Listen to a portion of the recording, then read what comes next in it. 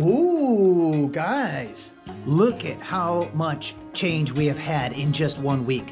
This is my Sunday update for the winter indoor growing competition where anybody can join, and there's 4 different categories, and whoever grows the biggest stuff wins, basically. I think there's prizes, cash prizes from 1st to 5th place in any of the 4 categories.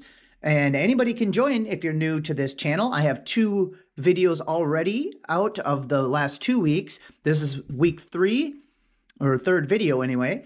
And let's see what we got. So this is grow chamber number 3. I always go backwards. I don't know why. But this is grow area number 3. So we got a big old pot. We got it up off the ground here. I actually have water in the bottom of this tray. I was trying to just make the area a little more humid. I don't think it's really doing that much. I have been spraying and misting. I wet these walls and stuff to kind of keep the humidity up because it's going to get dry in the winter. But look at how much, let me move this guy. Look at how much this has changed. That's what's going to be so cool, especially with a vining plant like this watermelon. It's going to start changing so dramatically in only a week because it's kind of like a snowball effect. The more vines it has and the bigger it gets, the more mass it's putting on daily. You know, it starts so slow and it just snowballs out of control until it's growing like crazy, as long as we have enough lighting and good conditions. So we just have it in a monster here, big old pot. We started the video looking at this. This is just checking the temperature of the soil. I want to keep it above 70, and it is probably 73. So that's fine. Actually, that's about right where I want it, I think. So obviously, this is one of the categories, is giant watermelon. This is the 204 Gantner seed. So the seed was from a 204-pound watermelon. The strain is Carolina Cross, if anybody wonders. So it's going to be so fun. And by far, that's going to be my most exciting category to watch. So hit subscribe and follow along. We're going to watch this thing grow all winter. So this was the backup. And as you can see, the one that's planted in the pot has way more leaves and is bigger because its root system is expanding faster. This root system is popping out the bottom, but it's smaller, so the plant's smaller. So, you know, growing the root system is even more important than what you see above the ground, really. So when this plant was smaller, I would only water on this very edge all the way, you know, I'd water it real good, but on this very edge to try to get the roots to go from here out toward the edge and down. So it should have a nice root system going. So this is just a backup. I won't be growing this one. So we're only going to grow one watermelon there. It's so, I wish my turtle was not burmating. I have a tortoise that's hibernating. It's called burmation. He would love to eat that. So anyway, I'll leave it up there. How am I going to bring myself to kill that? Anyway, this is our keeper tomato. The second category we are joining is giant tomato. So biggest tomato wins. This is from, the seed is an 8.61 Sutherland. So it's from an 8-pound, 8.6 pound tomato, which is a big one. So that's really cool. It's a Domingo strain. So they're one of my favorites. They're easy, but nothing's easy indoors. So that's what the challenge is. But we got some experience here. So we're going to try to at least place or see if we can win. I guess I learned that the world record for the indoor watermelon is 67 pounds is the world record biggest indoor watermelon. So let's try to beat that. Once the watermelon plant starts outgrowing that area, I will allocate this whole part of the room here. I'm going to move these printers somewhere else because I don't think I have enough energy, basically. I think I'll trip a breaker if I'm running my printers and all the grow lights. So I'm going to move them. This whole part of the room right here will be empty, and we're going to set up a big light here for the plant. That'll be a little while, but that's what we're going to do. Okay, let's go look. Let's grab this because this we have to plant. We're going to plant this today. Let's go over to the beet. This is grow area number 2. So like I said, I go backwards. I don't know why. We have the same kind of light, another big old 35-gallon bin here. This is like a mineral bin for livestock, I think.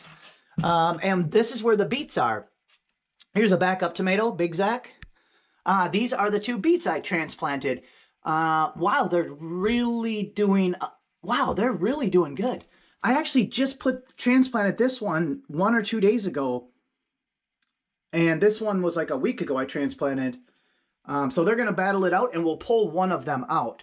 So that will be our giant beet. So that is the 3rd category that we're going to do. The only category that we're not doing is potato, because I don't have another grow area. And honestly, I don't know how to get a good giant strain of potato. Like, you normally start them from the eyes of the potato. You don't just plant a potato seed. So that would have been complicated to find, or I don't know what I would have done. Maybe it would have been like a sweet potato or something. But so yeah, this will be exciting. I've never grown a beet before, and so far so good. They're kind of beautiful little plants. I think they're going to be really fun to grow and easy. Okay, let's go to grow area number 1. La la. Hey, okay. All right, let's do this, guys. So we're going to try something. We have the soil still from growing the Monstera plants. Here's my air plants. Look, after this thing flowered and produced seeds and flowered here, it's growing a new sprout so it can flower again in like 2 more years probably.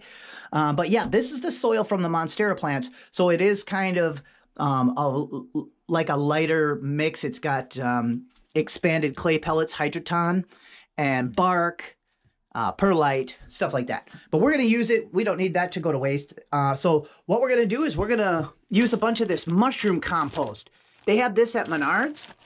The analysis of this is 0.03, 0.03, 0.03. Nitrogen, phosphorus, potassium. So that tells me that this stuff is very gentle, but it has even amounts of each of them main nutrients. So we could literally use this whole bag in there, but I'm going to use about 3/4 of it. And I'm going to save a little bit of it for top dressing the other 2 plants. So maybe I'll just use half of it. So let me get that in there. I don't have the tripod right now. Let me set you guys down. Okay, here, let's put some of this in. Oh, wow, this stuff's crazy. I have not used this before. It looks incredible. Wait till you see this stuff. Does it smell weird? I'm going to smell it. Here, let's look at it, guys. Look at how dark and rich this looks. Oh my gosh. Awesome. It doesn't smell weird. It's just like super black rich soil. All right, let me mix this around, and then I'm going to bring in some of the other regular potting mix too. Here's my stir stick. Oh, there's some pretty kind of crazy clumps.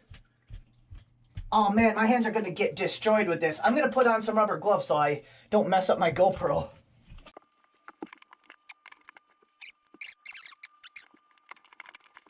Ooh, it looks like I'm going to have some of this left over. So this is the Menards Sunshine Mix with mycorrhizae, which is really pretty cool, especially if it's alive and active. So yeah, I'm really impressed with this so far anyway. It has a lot of perlite. It's really fast draining. But since it's mostly peat, it also holds the moisture. If that makes any sense. It drains but holds moisture.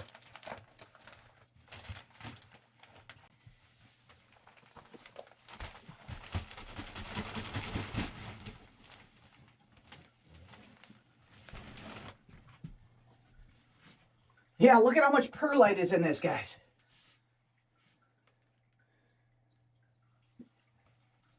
I'd say it's over 10% perlite. It's almost like 20% perlite. That's kind of awesome.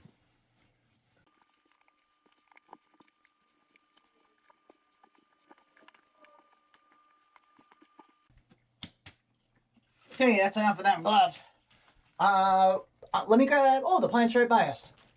I'm going to plant this pretty deep, but I don't want to cover up too much, but I'm going to plant this pretty deep because tomatoes will shoot roots out of the entire stalk, the stem.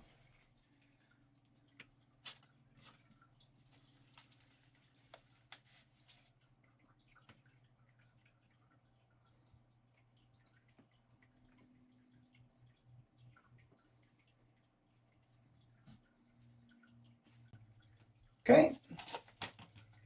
Woo, there we go. Only slight mess. That's not bad for me. And I left it down from the top a little bit. So we still have like 3-4 inches, which is good because as this tomato grows up, I'll fill it all the way up. I might even mound it, and we might even continue to put dirt, not dirt, but the potting mix up the stalk to root the stalk. So we'll see if we end up doing that. So what I'm just going to do is I'm just going to get siphon fish tank water out of my fish tank to water this in. When all the plants are young, or especially during transplant and stuff, you don't want anything too strong as far as foods or fertilizers. There's already plenty of nutrients and foods in this already. So we'll be gentle with them. Once they start growing faster, then I'll show you guys what I'm all going to be feeding. So awesome. I'm going to get this watered, and this is going to be a happy plant. I'm going to drop this light down, kind of similar to the other ones, 24 inches or something. Should be fine. And we're off to the races, guys.